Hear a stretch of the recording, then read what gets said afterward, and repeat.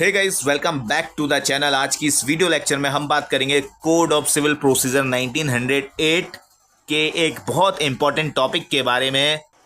Topic का नाम है रेस जुडिकाटा। इसे हिंदी में बोलते हैं प्राण न्याय या फिर पूर्व न्याय। इससे पहले वाली वीडियो लेक्चर में मैंने आपको बताया था कि रेस सब्जुडाइस, जो कि सेक्शन 10 में दिया हुआ है, जिसे हिंदी में बोलते थे विचाराधीन न्याय, उसका मैंने एक वीडियो लेक्चर बनाया है जो लिंक नीचे डिस्क्रिप्शन में दी है, जाके चेक ऑन करिए। फिलहाल जो है याली वीडियो को आगे बढ़ाते हुए without any hustle and Bansal, without wasting any more time, सीधा बिना कोई समय बर्बाद करते हुए इस वीडियो को मैं आपको समझाता हूँ कि क्या कॉन्सेप्ट है रेस जुडिकाटा का, यानी कि जो मैं बोल रहा हूँ प्राण न्याय या फिर पूर्व न्याय। सेक्शन 11 में सिविल प्रोसीजर कोड के यानी कि सिविल प्रक्रिया संहिता के सेक्शन 11 में ये रेस जुडिकाटा का कॉन्सेप्ट मेंशन है। आप अपनी बियर एक्ट खोल सकते हैं, और नहीं है तो कोई इशू नहीं है। आपके लिए मैंने जो है ये यहाँ पे लिख डाला है। सेक्शन 11 में जो भी डेफिनेशन दी है रेस जुडिकाटा की, इसका बिल्कुल सिंपल मतलब ये होता है कि कभी भी एक कोर्ट में कभी भी कोई केस चल रहा है और उस केस का जो है डिसीजन आ चुका है, उसकी जो है डिक्री आ चुकी है, उसको जो है फाइनली डिसाइड कर लिया है। ये जो है इसकी बहुत इंपॉर्टेंट वाली लाइन है, has been heard and finally decided by such court. कोई भी मैटर, कोई भी डिस्प्यूट किसी भी कोर्ट में चल रहा है, सुनवाई चल रही है, सुनवाई के बाद उसमें डिसीजन हो चुका है, उसमें डिक्री आ चुकी है, फाइनली डिसाइडेड हो चुका है, उसको आप दूसरे कोर्ट पे सूट, उसी मामले के लिए आप दूसरा सूट जो है फाइल नहीं कर सकते किसी भी कोर्ट में। न्यायालय आपको जो है साफ तौर पे मना करता है। आपके लिए मैं पढ़ देता हूँ सेक्शन 11 की ये जो डेफिनेशन लिखी है कि no court shall try any suit or issue in which the matter directly and substantially in issue has been directly and substantially in issue in a former suit। Farmer suit का मतलब आप समझ ही सकते हैं, ठीक है। दो सूट हैं, फॉर्मर सूट यानी कि पहले वाला सूट, और सब्सिक्वेंट सूट होता है बाद वाला सूट। देखिए यहाँ पे लिखा है सब्सिक्वेंट सूट, यहाँ पे लिखा है former suit. Directly and substantially in issue in a former suit between the same parties or between parties under whom they or any of them claim litigating under the same title in a court competent to try such subsequent suit or the suit in which such issue has been subsequently raised and has been heard and finally decided by such court। ठीक है, यहाँ पे no court का जो मतलब है ना, उसका साफ साफ मतलब ये है, नो कोर्ट मतलब कोई भी कोर्ट नहीं, चाहे वो सुप्रीम कोर्ट ही क्यों ना हो। इसलिए सिविल प्रक्रिया में, सिविल मामलों में जो मैटर्स जो हैं बहुत लंबे लंबे चलते हैं, 10-10, 11-11, 12-12, 20-20 साल तक चलते हैं। कोई भी प्रॉपर्टी का जो है विवाद होता है या कुछ भी होता है, उसको बड़ी बारीकी से देखा जाता है। उसमें डिक्री बनाने में बहुत टाइम लगता है जजिस को, उसका जजमेंट पास करने में बहुत टाइम लगता है जजिस को, और सिर्फ एक डिस्प्यूट नहीं होता है कोर्ट के पास तमाम सारे बहुत सारे डिस्प्यूट्स होते हैं, तो इसलिए जो है बहुत सारा टाइम लगता है। ठीक है, तो ये जो है एक बारीक वाली बात मैंने आपको बताई है। फिर उसके बाद मैं आपको बताता हूँ, यहाँ पे नो कोर्ट मैंने लिखा है। नो कोर्ट मतलब कोई भी कोर्ट नहीं, no court include all the court, सारे कोर्टों को इंक्लूड किया गया है कि यानी कि सुप्रीम कोर्ट भी नहीं आएगा, फिर चाहे हाई कोर्ट भी नहीं आएगा। अगर किसी भी कोर्ट ने जो है अपनी एक बार डिक्री पारित कर दी गई है, ठीक है, तो उसी सिमिलर सूट को आप दूसरे उसमें सूट जो है फाइल नहीं कर सकते, दूसरे कोर्ट में सूट फाइल नहीं कर सकते। हाँ, अपील के लिए जा सकते हैं, ठीक है। मैं सूट फाइलिंग की बात कर रहा हूँ, और वो भी एट अ सिमिलर टाइम। अभी आप आगे चल के इस वीडियो में समझेंगे पूरी बारीकी इस वीडियो की, इस कॉन्सेप्ट की, ठीक है। तो पहले तो आप ये जान लीजिए, नो कोर्ट में कोई भी कोर्ट नहीं आता, सुप्रीम कोर्ट या फिर कोई भी। और देखिए जो लीगल रिप्रेजेंटेटिव होते हैं ना, वो भी जो है इस सेक्शन के तहत अप्लाई नहीं कर सकते, उनको भी अलाउ नहीं किया जाएगा, ठीक है। जब once a suit has been finally heard and decided, ठीक है, ये वाली चीज़ है। यानी कहने का मतलब ये है कि this section will also be applicable to the co plaintiffs and को डिफेंडेंट्स। अब देखिए ये को प्लेंटिव और को डिफेंडेंट क्या होता है। देखिए जैसे कोई प्रॉपर्टी का डिस्प्यूट चल रहा है, ये कोई लैंड है, बेसिकली सारे डिस्प्यूट ज़मीन को लेके ही होते हैं, मेरा मानना यही है पर्सनल। हिंदी में एक कहावत भी बोलते हैं, जड़ जेवर और पता नहीं कोई स्त्री वगैरह, इन तीनों के चक्कर से बहुत सारे विवाद होते हैं। जड़ का मतलब ये होता है ये प्रॉपर्टी, ठीक है। अब मैं बोल रहा हूँ कि आपके पास ये प्रॉपर्टी है, इस प्रॉपर्टी को लेके दो बंदों के बीच में विवाद है, ए और बी। हो सकता है कि आपस में भाई भाई हो, जरूरी नहीं है अलग अलग पार्टी हो सकता है कि इन्होंने सेल डीड के थ्रू ए ने बी को, अपने जो कि पड़ोसी हैं आपस में, एक दूसरे से किसी पर्टिकुलर प्लेस में जो उनका प्लॉट है उसका सौदा किया हो।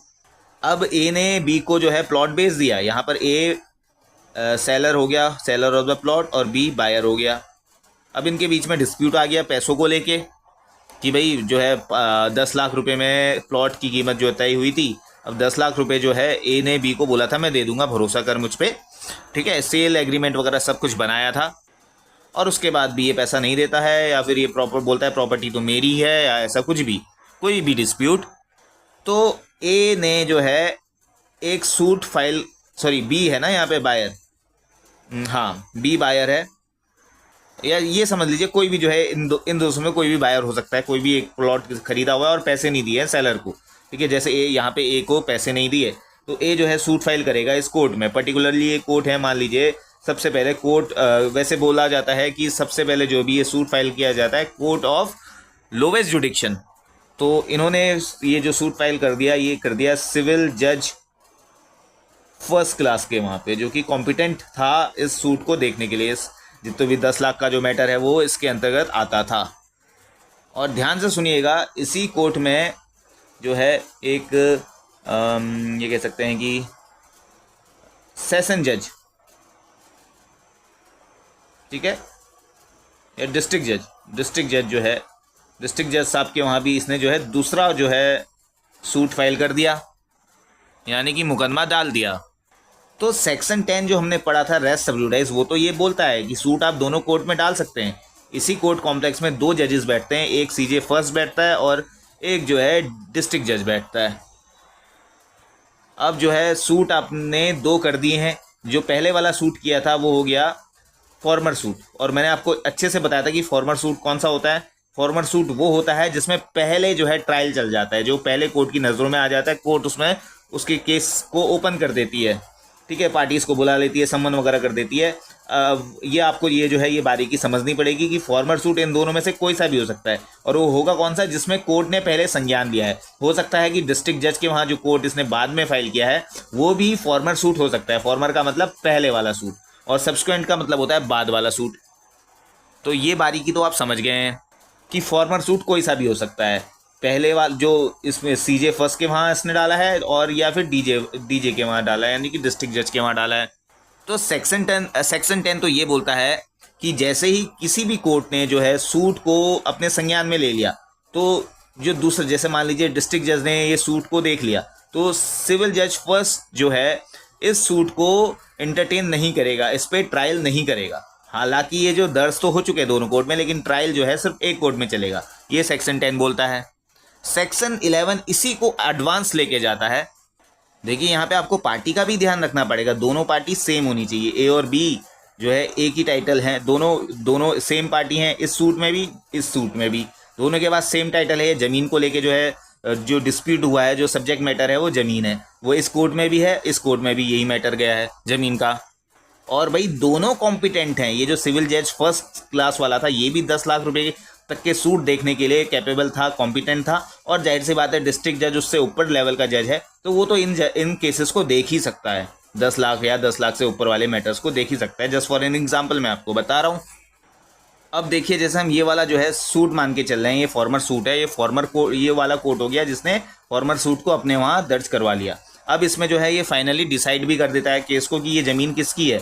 ये ज़मीन 10 लाख रुपए क्या बी ने ए को दिए थे या नहीं दिए थे, और क्या जो है बी इंटाइटल्ड है ज़मीन को रखने के लिए या नहीं है। अगर एक बार जो है डिस्ट्रिक्ट जज जो भी फैसला दे देता है कि बी ही ज़मीन का मालिक है, तो एक बार जो है फाइनली डिसाइड कर लिया, केस सुन लिया, उसके बाद जो है ए के पास से तो ज़मीन चली गई, ए के पास से ज़मीन का टाइटल चला गया, क्योंकि ये प्रूफ हो चुका है कि जो बी वाला जो बायर था उसने 10 लाख रुपए जो है सेलर को दिए थे। यानी कि सेलर के पास कोई भी जो है अब इंटाइटल नहीं है सेलर उस प्रॉपर्टी को वापस पाने के लिए। ठीक है, तो इतनी सी बात यह है कि एक बार जो है फाइनल जो डिसीजन हो गया है, जो डिस्ट्रिक्ट जज ने डिसीजन दे दिया है, उसके बाद जो है किसी भी और उसी सूट से रिलेटेड जो है किसी भी कोर्ट में, हाई कोर्ट में, सुप्रीम कोर्ट में, किसी भी कोर्ट में जो है इस सूट से रिलेटेड जो है सुनवाई नहीं की जाएगी, जहाँ पे दोनों पार्टी जो है, दोनों पक्ष सेम होंगे, इनका टाइटल भी सेम होगा, इनका सब्जेक्ट मैटर भी सेम होगा।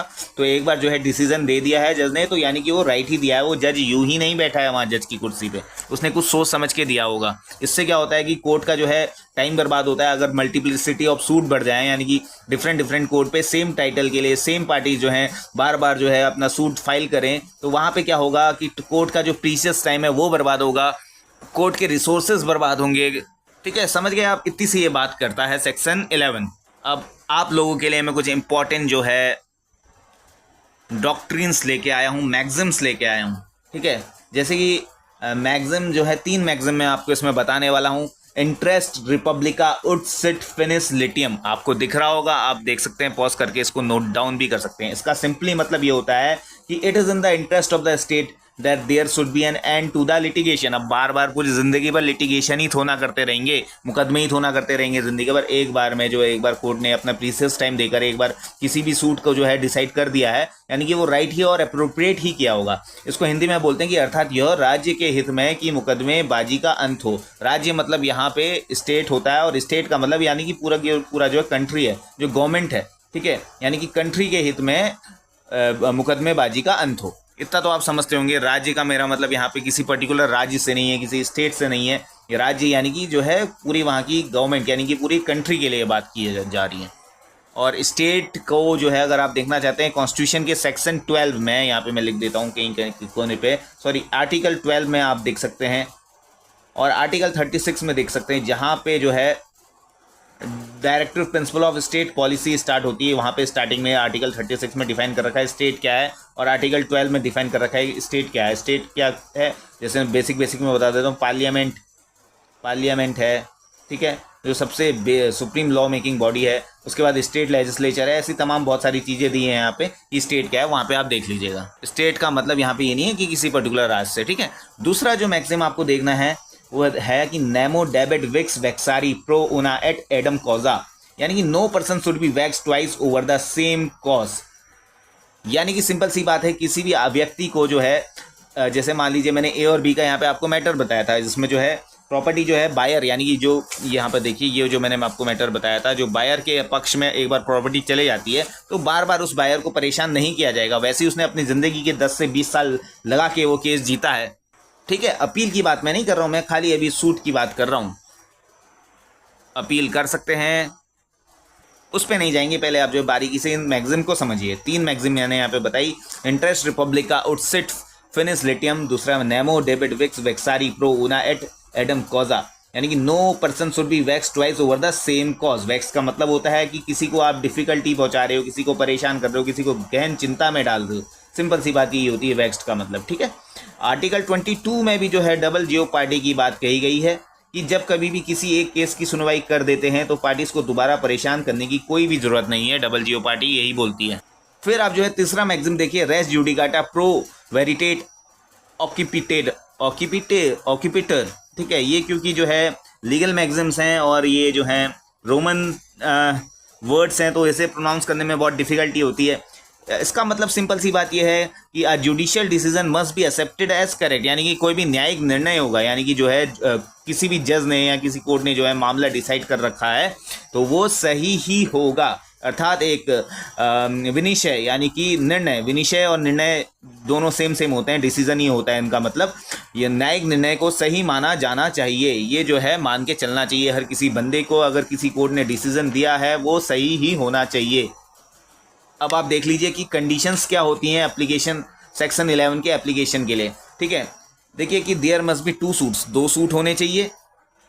जैसे कि मैंने आपको अभी थोड़ी देर पहले समझाया था इस वाले केस में कि ए और बी के बीच में विवाद होता है। ए जो पीड़ित होता है सेलर, इसको अपने पैसे नहीं मिलते हैं तो ये सूट डाल देता है। एक कोर्ट में डालता है, लोअर कोर्ट में, दूसरे कोर्ट में भी डालता है, डिस्ट्रिक्ट कोर्ट में। यानी कि 2 सूट इसने डाले, यानी कि 2 मुकदमे कर दिए इसने उस पार्टी के खिलाफ। सूट मतलब मुकदमा। ठीक है, तो 2 सूट होने चाहिए। पहला जो होना चाहिए फॉर्मर सूट, यानी कि पहले वाला जो सूट दर्ज किया है, और दूसरा होना चाहिए सब्सिक्वेंट सूट। अब आपके दिमाग में ये कंफ्यूज नहीं होना चाहिए कि दोनों सूट में से तो कोई भी फॉर्मर हो सकता है। फॉर्मर वही होगा जो कोर्ट पहले एक्सेप्ट करेगा, चाहे वो बाद में ही क्यों ना फाइल किया हो। ठीक है, हो सकता है कि यहाँ पे देखिए ये 2 जजेस अलग अलग बता रहा हूँ, एक ही कॉम्प्लेक्स के। ठीक है, एक ही कोर्ट परिसर एक ही है, एक ही कॉम्प्लेक्स के मैं बता रहा हूँ। ये सिविल जज फर्स्ट क्लास और ये डिस्ट्रिक्ट जज। ठीक है, हो सकता है कि यहाँ पे जो है सूट बहुत ज़्यादा चल रहे हो, तो बहुत ज़्यादा चल रहे हो तो कॉज लिस्ट में डाल दिया हो 5 तारीख को, और ये जो है यहाँ पे सूट कम हो तो यहाँ पे जो है 1 तारीख को जो सूट यहाँ पे फाइल किया है, यानी कि 2 सूट, एक पर्सन एक ही है, पर्सन एक ने 2 सूट फाइल किए, एक यहाँ पे फाइल किया है, एक यहीं फाइल किया है। दोनों पार्टी में दोनों सूटों में सेम पार्टी हैं ए और बी, जिनके बीच में प्रॉपर्टी का डिस्प्यूट है। ठीक है, सेम प्रॉपर्टी के लिए डिस्प्यूट है, सेम बंदे हैं, सेम टाइटल है, सेम सब कुछ है, सेम सब्जेक्ट मैटर है। तो होगा क्या कि ए ने जो है 5 तारीख को सूट डाला था, वही उसी चीज़ को लेके सिविल जज फर्स्ट क्लास के वहाँ, और वही सूट डाला था 1 तारीख को, यानी कि 4 दिन पहले। अब हुआ ये कि जो है आपकी नज़रों में तो फॉर्मर सूट वो कहलाएगा ना जो 1 तारीख को डाला था, जो पहले डाल दिया था। ये मान लीजिए 1 अगस्त को डाल दिया, ये 5 अगस्त को डाल दिया। पहला सूट फॉर्मर सूट कौन हो गया इसमें आपकी नज़रों में?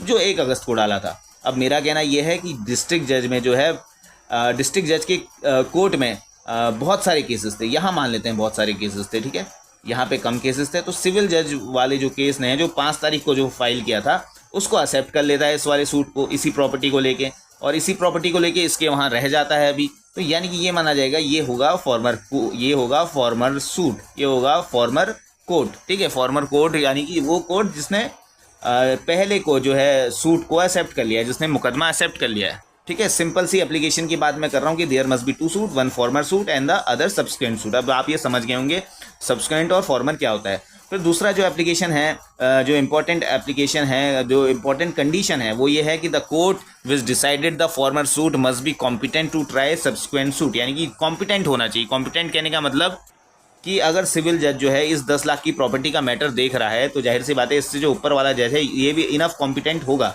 ठीक है, इस मैटर को देखने के लिए। अब ये नहीं है कि एक यहाँ पे डाल दिया सिविल जज के वहाँ, दूसरा इसने इसी कोर्ट प्रेशर में सिविल जज सेकंड क्लास के वहाँ डाल दिया, जो 10 लाख की प्रॉपर्टी को देख ही नहीं सकता, उसके पास इतनी जो है पेक्यूनरी लिमिट ही नहीं है। ठीक है, इसलिए जो है क्या होगा कि ये वाला कोर्ट जो है, ये वाला जज जो है कॉम्पिटेंट नहीं होगा। ठीक है, हिंदी में मैंने लिखा आपके लिए कि जिस न्यायालय ने पूर्ववर्ती वाद पर निर्णय दिया है उसमें पश्चातवर्ती वाद पर भी निर्णय देने की क्षमता होनी चाहिए, यानी कि कैपेबल होना चाहिए, उसकी कैपेसिटी होनी चाहिए।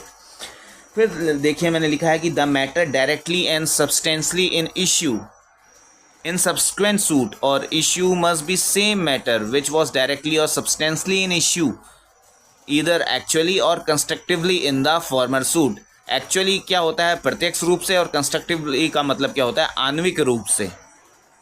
ठीक है, या तो देखिए अब मान लीजिए फिर ए और बी को साथ में लेके आ रहे हैं। डायरेक्टली का मतलब क्या होता है कि डायरेक्टली इन इश्यू मतलब क्या होता है, अगर ए और बी के बीच में प्रॉपर्टी विवाद चल रहा है, ए बोलता है कि मुझे बी ने पैसे नहीं दिए, और बी तो बोलता है मैंने तो पैसे दे दिए, मेरा तो कोई मतलब ही नहीं है इससे, अब मैंने इसको पैसे दे दिए, प्रॉपर्टी मेरी। यानी कि ए यहाँ पे साफ साफ मना कर रहा है, यानी कि यहाँ पे जो विवाद है वो डायरेक्टली उत्पन्न हो रहा है। या एक वो भी हो सकता है कि जो दूसरा मैंने आपको बताया आणविक रूप से, यानी कि कंस्ट्रक्टिवली, यानी कि ये मानता, यानी कि यहाँ पे ये मान तो रहा है कि मैंने पैसे जो है देने हैं, लेकिन फिर भी जो है मुझे कुछ ना कुछ जो है मैं नहीं दे रहा हूँ, यानी कि ये एडमिट करता है यहाँ पे, ये हो गया कंस्ट्रक्टिवली। फिर जो है आप चौथी कंडीशन देखिए, लिखा हुआ है कि the matter directly and substantially in issue in the subsequent suit must have been heard and finally decided by court in former suit. ये सिंपल सी बात मैं सबसे पहले आपको बता दी थी कि जो विवाद वस्तु पश्चातवर्ती वाद मतलब आप समझ रहे हैं, यानी कि बाद में, पश्चात का मतलब क्या होता है बाद, यानी कि सब्सिक्वेंट वाला, ये वाला जो इसको डिफाइन कर रहा है। पश्चातवर्ती वाद में प्रत्यक्षता और सार्थकता विद्यमान है, उस विवाद विषय पर पूर्ववर्ती वाद में सुनवाई के पश्चात अंतिम रूप से निर्णय होना चाहिए। ठीक है, सिंपल सी बात यही कह रहा है कि जो भी विवादित वस्तु है जो बाद में सूट में गई है, ठीक है, उसी विवादित वस्तु को हर्ड यानी कि सुन लेना चाहिए, डिसाइड कर लेना चाहिए, किसमें, पहले वाले सूट में। फिर से एग्जांपल मैं दे रहा हूँ, ए ने 2 सूट डाले, एक डीजे के वहाँ डाला, एक सिविल जज फर्स्ट के वहाँ डाला। फॉर्मर सूट मान लीजिए ये वाला हो गया, ठीक है, क्योंकि ये डीजे का कोर्ट खाली था, या फिर फॉर्मर सूट ये भी हो सकता है, जिस कोर्ट ने भी पहले केस का जो है संज्ञान ले लिया वो फॉर्मर सूट हो जाएगा, वो फॉर्मर कोर्ट हो जाएगा।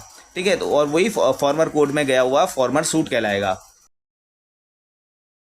फॉर्मर सूट को पूर्ववर्ती वाद, ये हिंदी में बहुत डिफिकल्टी होती है, तो इस फॉर्मल सूट में, इस कोर्ट में जो भी डिसाइड किया है, ठीक है, वो उस सूट को फाइनली डिसाइड कर दिया होना चाहिए उस वाली पर्टिकुलर कोर्ट ने उस विवादित वस्तु पे। विवादित वस्तु वहाँ पर क्या थी? वो प्रॉपर्टी थी। फिर फिफ्थ इंपॉर्टेंट पॉइंट आपको यहाँ पे देखना है, आपको जानना होगा कि the parties to the suit or the parties under whom they or any of them claim must be same in both the suits. इसे हिंदी में लिखते हैं कि दोनों वाद उन्हीं पक्षकारों या ऐसे पक्षकारों के बीच जिनकी अधीन वो या उनमें से कोई दावा करते हैं होना चाहिए। ठीक है, यानी कि सिंपल सी बात कि ए और बी दोनों पार्टी जो हैं उस वाली फॉर्मर सूट में भी थे और सब्सिक्वेंट सूट में भी थी, दोनों पार्टी वही थे। उन्हीं के बीच का जो है मुद्दा जो है, उन्हीं के बीच का जो है विवादित जो सब्जेक्ट मैटर था वो फॉर्मर सूट में भी था, वो सब्सिक्वेंट सूट में भी था। यानी कि ये कह रहा है जो पार्टीज टू द सूट है, यानी कि जो पार्टीज हैं यहाँ पे ए और बी, वो पहले वाले जो सूट जो दायर किया है उनने डिस्ट्रिक्ट जज के वहाँ, और जो दूसरा वाला जो सूट दायर किया है उनने सिविल जज के वहाँ, दोनों के दोनों जो है टाइटल, दोनों के दोनों जो पार्टी ए और बी ही होने चाहिए। फिर देखिए, that is between parties or their legal representatives. Parties to the suit कौन हो सकती है? ए और बी भी हो सकते हैं, और हो सकता है कि ए के बच्चे, ए का बच्चा सी, बी का बच्चा डी, इनके बीच में भी इसी सूट को लेके मान लीजिए ए और बी दोनों मर जाते हैं बुड्ढे बुड्ढे। अब इस प्रॉपर्टी का जो है विवाद तो अभी भी चल रहा है, ठीक है, तो सी और डी जो क्या हो जाएंगे, इसके लीगल रिप्रेजेंटेटिव हो जाएंगे। सी लीगल रिप्रेजेंटेटिव हो जाएगा ए का, डी लीगल रिप्रेजेंटेटिव LR हो जाएगा बी का। अब आपके लिए एक छोटा सा होमवर्क कि जो है लीगल रिप्रेजेंटेटिव LR की जो है डेफिनेशन CPC के सेक्शन 2 के कौन से क्लॉज में दे रखी है, ये तो मैंने बता दिया आपको, 211 में दे रखी है। ये देखिए 211। तो गाइस हम जो लास्ट वाला जो है ये देखते हैं, पॉइंट देखते हैं जो काफ़ी इसेंशियल है कि the parties in both suits must have litigated under the same title. Title मतलब कि वही, ये क्या कहते हैं, प्रॉपर्टी का मालिकाना हक, क्या वो ए मालिक है, क्या वो बी मालिक है, सेम टाइटल। ठीक है, ये लिखा ना कि अंडर द सेम टाइटल, दोनों सूट में उसी चीज़ के लिए, उसी प्रॉपर्टी के लिए, उसी मालिकाने हक के लिए वो जो है केस किया हुआ है। दोनों पक्षों को पूर्ववर्ती वाद यानी कि जो है फॉर्मर सूट में उसी हक या हैसियत के अधीन मुकदमेबाजी आवश्यक है। अब यहाँ पर आपने देखा रेस जुडिकाटा, ठीक है, सेक्शन 10 और सेक्शन 10 में मैंने आपको बताया था रेस सब जुडाइस लास्ट वाली वीडियो लेक्चर में। अगर आपने नहीं देखी है तो अभी आप जाके देख लीजिएगा। रेस जुडिकाटा और रेस सब जुडाइस में अब हम डिफरेंस क्रिएट करते हैं। पहला डिफरेंस देखेंगे, दोनों ही जो है लैटिन मैक्सिम है, लेकिन दोनों के जो है मतलब अलग अलग है। रेस जुडिकाटा का मतलब होता है कि मैटर जो ऑलरेडी एडजुडिकेट कर दिया है, जिसमें ऑलरेडी डिसीजन दे दिया हो, दैट इज रेस जुडिकाटा। ठीक है, इसका सिंपल सा मतलब यही है। और लैटिन मैक्सिम जो रेस सब जुडाइस है, इसका मतलब ये है कि अंडर जजमेंट यानी कि विचाराधीन चल रहा हो। ऐसे मैटर में भी जिसमें विचाराधीन चल रहा हो, उसमें भी जो है वही सूट, वही टाइटल, वही सेम सब्जेक्ट मैटर, ठीक है, वही डिस्प्यूट जो है दूसरे कोर्ट में फाइल नहीं कर सकते अनटिल एंड अनलेस, जब तक कि उस जो है कोर्ट का जजमेंट नहीं आ जाता, डिक्री नहीं आ जाती। और इसमें तो जाहिर सी बात है कि ऑलरेडी जो है डिसीजन पास हो चुका है और उसको जो है आप दूसरे कोर्ट में नहीं सूट फाइल कर सकते। सेकेंड डिफरेंस आप देखिए कि it is applied to a matter that is already decided और एडजुडिकेटेड, यानी कि ऐसे मैटर पे अप्लाई होता है जो कि ऑलरेडी डिसाइडेड हो चुके हैं, वहाँ पे भी जो है रेस जुडिकाटा अप्लाई होगा। ठीक है, और it is applied to a matter which is pending, ये है रेस सब जुडाइस का, यानी कि वो उन मैटर में अप्लाई होता है जो कि पेंडिंग है। इनकी एप्लीकेशन को बारीकी से समझिएगा। फिर उसके बाद जो है तीसरा जो डिफरेंस आपने देखा वो है the concept of res judicata is embodied under section 11। Res judicata का जो कॉन्सेप्ट है वो सेक्शन 11 में दिया हुआ है, वहीं पे जो कॉन्सेप्ट ऑफ जो रेस सब जुडाइस है that is embodied under section 10। ठीक, उसके बाद the purpose of res judicata is to prevent relitigation and bring finality. ठीक है, इस चीज़ को, इस पॉइंट को आप समझ गए। उसी के बाद जो है रेस सब जुडाइस का पर्पस है is to avoid parallel proceedings and save time. फिर देन वी हैव कि अगला जो डिफरेंस है रेस सब जुडाइस और रेस जुडिकेटा के बीच में। रेस जुडिकेटा में आप लिखेंगे कि there must be one former and one subsequent suit, और इसमें जो है आप बता सकते हैं कि there must be two civil suit between the same parties. ये उतना ज़्यादा औचित्य मेरी नज़रों में नहीं रखता ये वाला जो पॉइंट है, ठीक है, इसको आप जो है छोड़ भी सकते हैं। तो मेरे प्यारे मित्रों, यहाँ पे हमारा रेस जुडिकाटा यानी कि प्राण न्याय का जो कॉन्सेप्ट है वो ख़त्म होता है। आई होप ये पूरी राम कहानी बताने के बाद आप समझ गए होंगे कि एक बार जो है किसी सूट में फाइनली उस सूट को सुन लिया गया हो, उस फाइनली सूट को जो है डिसाइड कर लिया गया हो, तो उसमें किसी भी दूसरे कोर्ट के पास आप उस सूट को लेके नहीं जा सकते। हाँ, अगर सूट नहीं सुना होता, फाइनली डिसाइडेड नहीं होता, तो आप जो है अपील भी कर सकते थे। लेकिन एक बार जो है सूट डिसाइड हो चुका है, उसके बाद आपको कोई मौका नहीं मिलेगा अपील करने का। यानी कि डिक्री जब एक बार बन जाती है, उसके बाद फिर आपके पास अपीलेबल राइट नहीं है। सीधी सी बात ये कह रहा है।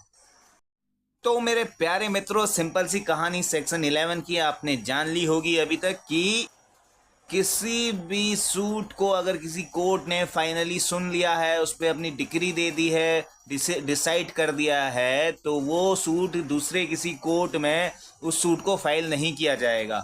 आप जो है अपील भी नहीं कर सकते।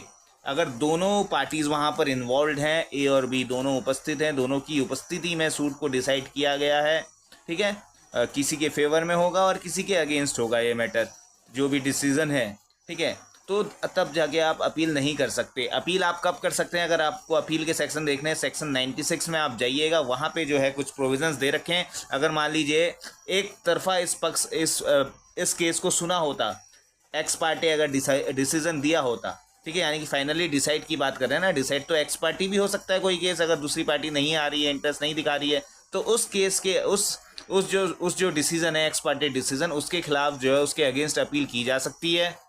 फिर 96 में जो तीसरा वाला क्लॉज बोलता है कि अगर दोनों पार्टीज की सहमति से, कंसेंट से वो डिक्री बनाई गई है, तो उसमें भी अपील नहीं हो सकती है, ठीक है। ये जो वाला मैं प्रोविज़न आपको इसलिए बता रहा हूँ कि आपके माइंड में क्वेश्चन उठ रहे होंगे कि अगर एक मान लीजिए, मैं ये कह रहा हूँ कि इस सेक्शन के हिसाब से अगर एक बार फाइनली डिसाइड हो गया है कोई भी केस, तो उसमें अपील आप उसमें जो है दूसरे कोर्ट में आप जो है फाइल नहीं कर सकते, दूसरे कोर्ट में सूट फाइल नहीं कर सकते। इसका मतलब सीधा सा ये है कि क्या उसके लिए हम अपील कर सकते हैं या नहीं कर सकते हैं? जाहिर सी बात है, उसके लिए आप अपील नहीं कर सकते। यही ये जो है सेक्शन बोलता है। अगर वो दोनों की प्रेजेंस में, दोनों की सहमति से हुआ है या दोनों पार्टी उसमें इन्वॉल्व हैं, तब तो उसमें आप बिल्कुल भी नहीं कर सकते। हाँ, अगर वो एक्स पार्टी यानी कि एक तरफा उस केस को सुना गया है, तो उसमें आप अपील जरूर कर सकते हैं।